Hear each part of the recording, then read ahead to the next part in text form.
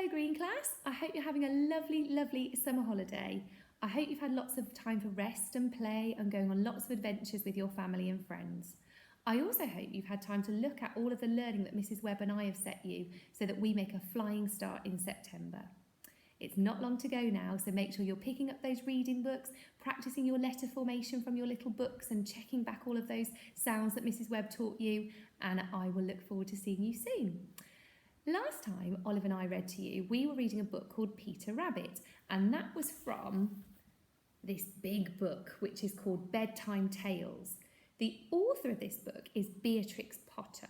So Beatrix Potter has created lots of characters, and last time we were reading Peter Rabbit, but today we meet another character. So today is the turn of Squirrel Nutkin. So this is called The Tale of Squirrel Nutkin.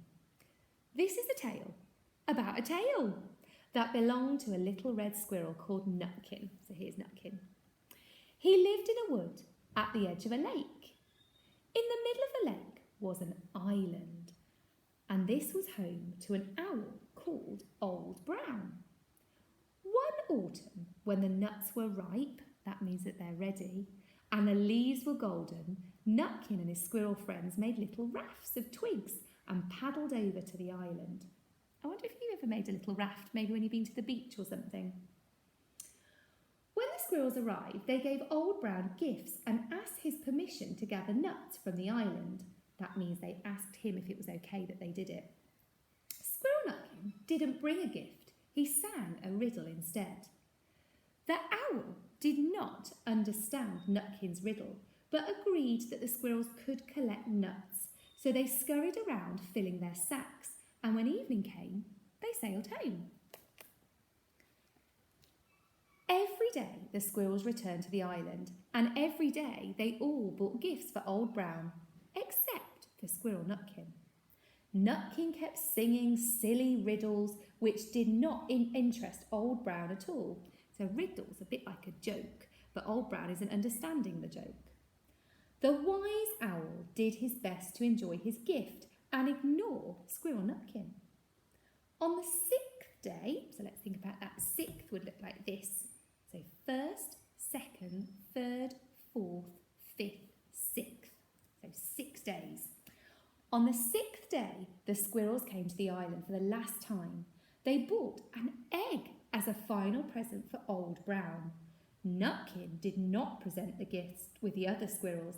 Instead, he danced in front of Old Brown, singing another riddle. Then he took a running jump and whoosh!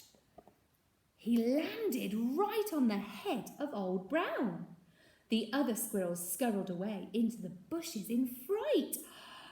When the squirrels dared to come back, they peeped around the tree and watched Old Brown sitting on his doorstep, perfectly still. And when they looked down, they saw that he had Nutkin in his claws. Suddenly, Old Brown dragged Nutkin into his house by his tail. Nutkin pulled and tugged so hard that his tail broke in two. Then he leapt out of the window to escape.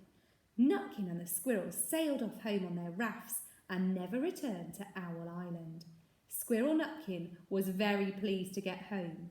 He and his friends ate a delicious feast of the nuts they had